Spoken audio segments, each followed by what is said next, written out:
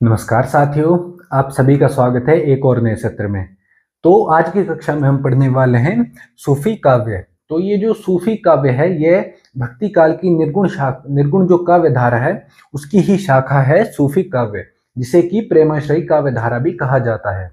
क्योंकि इस काल के जो कवि थे, इस काव्य शाखा के जो कवि हुए, उन्होंने प्रेम को आधार बनाया ईश्वर की प्राप्ति के लिए। जैसे कि हमने संत काव्य धारा में देखा कि जो संत काव्य धारा के कवि थे उन्होंने ज्ञान को आधार बनाया ईश्वर प्राप्ति के लिए, वैसे ही इस काव्य शाखा के कवियों ने प्रेम को मार्ग बनाया ईश्वर की प्राप्ति के लिए। ठीक है, तो अब यदि हम इस सूफी शब्द की बात करें तो इसकी उत्पत्ति को लेकर विद्वानों के कई सारे मत प्रचलित हैं, जिसमें कि सबसे पहला आता है सूफ शब्द से सूफी की उत्पत्ति। इस शब्द से सूफ शब्द से सूफी की उत्पत्ति मानी जाती है। अब इस जो सूफ है इसका अर्थ होता है ऊन। ठीक है, अब यदि इस शुभ सूफ शब्द की बात करें तो विद्वानों का कहना है कि जो इस सूफी काव्य शाखा के कवि थे वह ऊन के वस्त्र पहनते थे उस समय में, जिस कारण से इनका नाम सूफी पड़ा। ठीक है, और इसी के बारे में एक और मत भी हमारे सामने आता है कि जैसे कि हमें पता है कि जो मुसलमान हैं जब वे इबादत करते हैं या फिर नमाज पढ़ते हैं तो वे नीचे एक चटाई जैसी बिछाते हैं। तो उस समय में भी वैसी एक चटाई बिछाई जाती थी जो कि ऊन की बनी होती थी, जिस कारण से कि उन्हें सूफी कहा जाता है। यह भी विद्वानों का ही एक मत है। ठीक है, इसके बाद जो अगला शब्द आता है वह आता है सफ। कौन सा? सफ शब्द से सूफी की उत्पत्ति मानी जाती है, और ये जो सफ है इसका अर्थ होता है पंक्ति। ठीक है, इसके बाद जो अगला मत आता है विद्वानों का, विद्वान मानते हैं कि सफा शब्द से सूफी की उत्पत्ति हुई है, जिसका कि सफा का अर्थ होता है चबूतरा। क्या? चबूतरा। ठीक है, इसके बाद जो अगला मत आता है विद्वानों का सूफी शब्द को लेकर वह आता है सूफी ही। ठीक है, यानी कि विद्वान मानते हैं कि सूफी शब्द से ही इसकी उत्पत्ति हुई है, जिसका कि अर्थ होता है पवित्र। ठीक है, तो विद्वानों में ये मत मुख्य रूप से प्रचलित हैं। ठीक है, इन सभी को आप ध्यान में रखना। अब हम बात करते हैं जो इस काल के प्रमुख कवि हुए। ठीक है, यानी कि विद्वानों के अनुसार किसे इस काल का, इस काव्य शाखा का प्रथम कवि माना जाता है। सबसे पहले इस बारे में मत आता है आचार्य रामचंद्र शुक्ल का। किसका? रामचंद्र शुक्ल। ठीक है, तो दोस्तों जो आचार्य रामचंद्र शुक्ल थे उनका मानना था कि जो कुतुबन हुए, कौन? कुतुबन, उन्हें ही ये इस शाखा का प्रथम कवि मानते थे। ठीक है, इसके बाद जो अगला मत आता है वह आता है हजारी प्रसाद द्विवेदी का। हजारी प्रसाद द्विवेदी। हजारी प्रसाद द्विवेदी जी मानते हैं कि जो सूफी काव्य धारा के प्रथम कवि हुए वे ईश्वर दास हुए। कौन? ईश्वर दास को ये इस शाखा का प्रथम कवि मानते हैं। इसके बाद जो अगला मत हमारे सामने आता है वह आता है डॉक्टर नागेंद्र का। किसका? डॉक्टर नगेंद्र। ठीक है, तो जो डॉक्टर नगेंद्र थे उनका मानना था कि जो असायत कवि थे वह ही इस शाखा के प्रथम कवि हैं। ठीक है, तो ये कुछ महत्वपूर्ण विद्वानों के हमारे पास मत है जिन्होंने कि इस काव्य धारा के प्रथम कवि अलग अलग माना है। ठीक है, जैसे सबसे पहले रामचंद्र शुक्ल आते हैं जिन्होंने कि कुतुबन को माना, फिर हजारी प्रसाद द्विवेदी जी ने ईश्वर दास को, और उसके बाद डॉक्टर नगेंद्र ने असायत को इस काव्य शाखा का प्रथम कवि स्वीकार किया है। ठीक है, और इसके अलावा एक और मत मैं यहाँ बताना भूल गया कि जो राम कुमार वर्मा हैं वे किसे? मुल्ला दाऊद को इस काव्य शाखा का प्रथम कवि मानते हैं। कौन? राम कुमार वर्मा किसे मानते हैं? मुल्ला दाऊद। ठीक है, तो इन सभी नामों को आप याद रखना। हम आगे चलकर इनकी जो महत्वपूर्ण रचना इन्होंने की इसके बारे में भी चर्चा करने वाले हैं। ठीक है, तो ये तो हो गई प्रथम कवि की बात। अब हम बात करते हैं जो इस काल के मुख्य संप्रदाय हुए, ठीक है। यानी कि यदि हम सूफी काव्य को पढ़ेंगे तो उसमें हमें मुख्य रूप से 4 संप्रदाय देखने को मिल जाते हैं। तो आइए अब इन चारों के बारे में एक एक करके बात करते हैं। तो अब यदि सूफी काव्य की जो महत्वपूर्ण संप्रदाय हैं उनकी बात करें तो हमारे सामने सबसे पहला जो संप्रदाय आता है वह आता है चिश्ती संप्रदाय, जिसके की जो महत्वपूर्ण व्यक्ति हुए वे हुए ख्वाजा मुइनुद्दीन चिश्ती। इन सभी का नाम जो मैं बता रहा हूँ संप्रदायों का नाम, और जो ये महत्वपूर्ण व्यक्ति हैं इन संप्रदायों के, इन सभी को आप याद रखना, ध्यान में रखना, परीक्षाओं में यहाँ से प्रश्न पूछे जाते हैं, ठीक है। इसके बाद जो अगला महत्वपूर्ण संप्रदाय आता है वह आता है सोहरावर्दी संप्रदाय, ठीक है। इसके जो महत्वपूर्ण व्यक्ति हुए वे हुए जलालुद्दीन खुरपोश, ठीक है। इसके बाद जो अगला महत्वपूर्ण संप्रदाय हमारे सामने आता है वह आता है नक्शबंदी संप्रदाय, जिसके की जो महत्वपूर्ण व्यक्ति हुए वे हुए ख्वाजा अलाउद्दीन नक्शबंद, ठीक है। इसके बाद जो अंतिम संप्रदाय आता है सूफी काव्य का वह आता है कादरी संप्रदाय, और इसके जो महत्वपूर्ण व्यक्ति हुए वे हुए अब्दुल कादरी लिजानी, ठीक है। इन सभी को आप ध्यान में रखना। अब जैसा कि हमने देखा कि जो सूफी काव्य है उसके जो संप्रदाय थे वे 4 थे, और इसी तरह से जो सूफी साधना थी, सूफी साधना का जो मार्ग था उसमें भी 4 बातों को बताया गया है, ठीक है। अब हम इन चारों को एक एक करके यहाँ पर देख लेते हैं। तो अब यदि हम सूफी साधना में देखें तो हमें साधक की 4 अवस्थाएं देखने को मिलती हैं, जिसमें कि सबसे पहली आती है शरीयत। यदि हम शरीयत में देखें तो इसमें जो धर्म ग्रंथों के नियम होते हैं उनका पालन करना होता है। जो धर्म ग्रंथों के नियम होते हैं, जो उसमें निषेध दिए होते हैं कि ये करना है ये नहीं करना, उस सब का पालन करना शरीयत में आता है, ठीक है। इसके बाद जो दूसरी अवस्था है वह आती है तरीकत। अब तरीकत में जो जो साधक है वह शुद्ध हृदय के साथ ईश्वर का ध्यान करता है, ठीक है। और इसके बाद जो अगली अवस्था आती है सूफी साधना की वह आती है हकीकत। हकीकत मतलब ज्ञान, यानी कि इस अवस्था में जो साधक है उसे सत्य का ज्ञान होता है, ठीक है। इसके बाद जो इसकी अंतिम अवस्था आती है वह आती है मारिफत।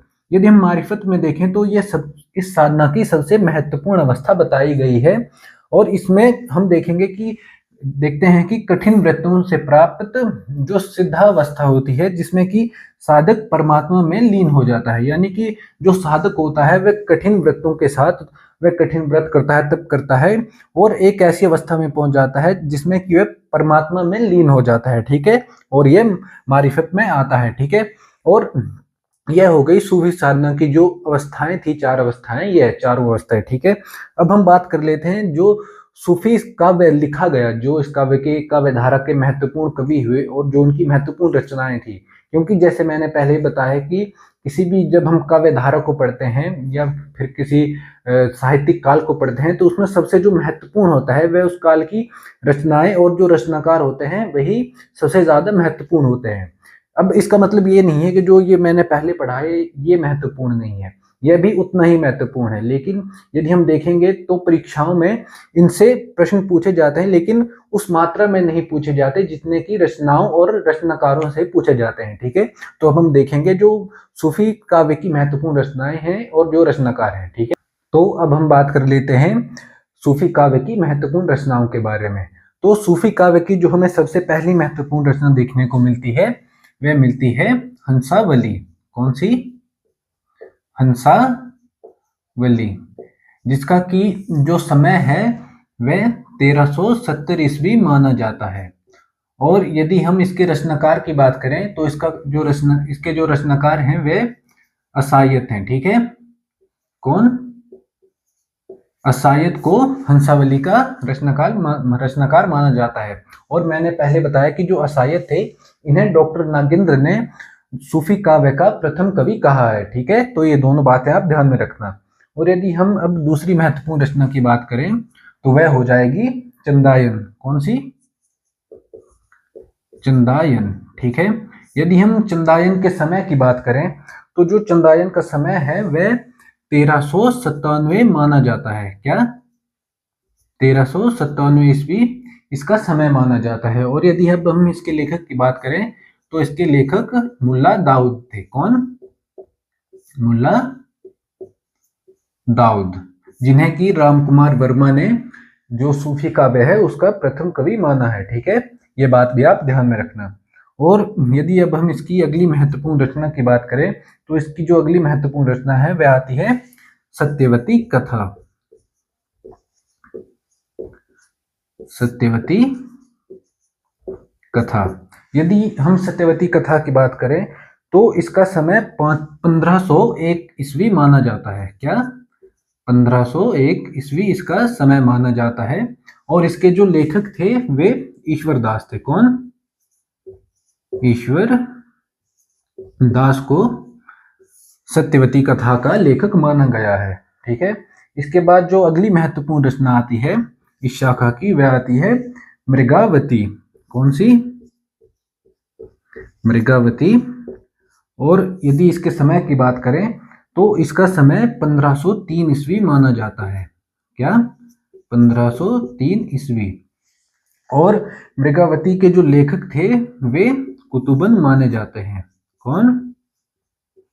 कुतुबन मृगावती के लेखक। ठीक है, तो इसके बाद जो अगली महत्वपूर्ण रचना हमारे सामने आती है वह आती है पद्मावत।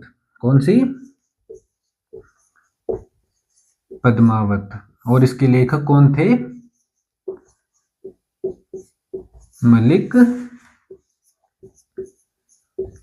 मोहम्मद जायसी।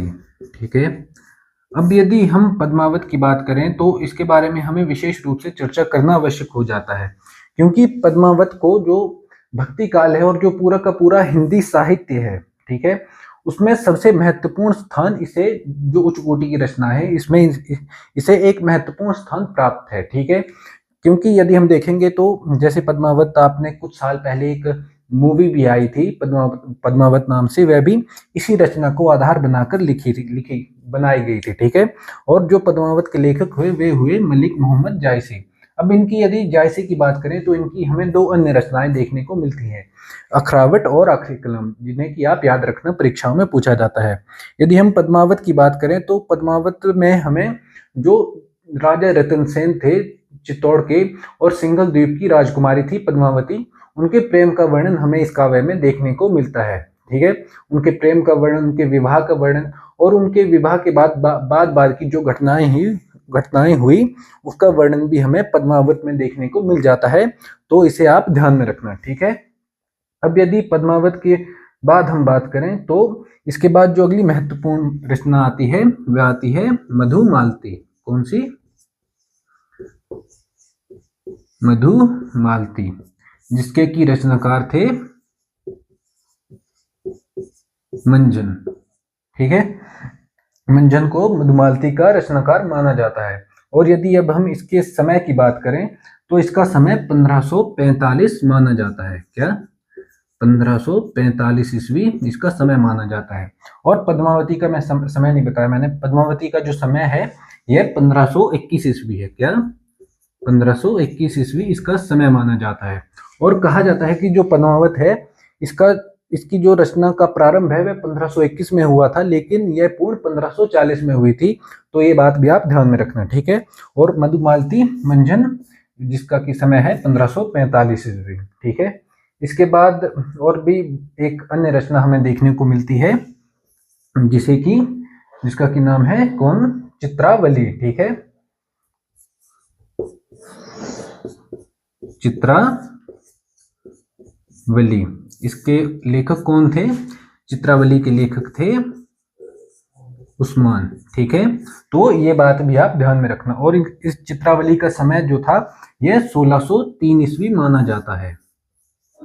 1603 ईस्वी। ठीक है, तो ये सभी, सॉरी 1603 नहीं, मैंने गलत बता दी गलती से, 1613 ईस्वी जो चित्रावली है इसका समय माना जाता है। ठीक है, तो इन सभी रचनाओं को आप याद रखना, परीक्षाओं में यहाँ से बहुत सारे प्रश्न पूछे जाते हैं। ठीक है, और इसके बाद अब हम अगली कक्षा में पढ़ने वाले हैं जो भक्ति काल की सगुण भक्ति काव्य शाखा है, उसको हम इसके अगली वाली कक्षा में पढ़ने वाले हैं, क्योंकि यहाँ पर हमारी समाप्त होती है जो भक्ति काल की निर्गुण काव्य शाखा थी, काव्यधारा थी, यहीं पर हमारी काव्य शाखा समाप्त होती है। ठीक है, इसके बाद अब हम पढ़ने वाले हैं जो भक्ति काल की सगुण काव्य शाखा थी, जिसमें कि राम भक्ति शाखा और कृष्ण भक्ति शाखा आती है। ठीक है, तो इसको अब हम इसके बाद पढ़ने वाले हैं।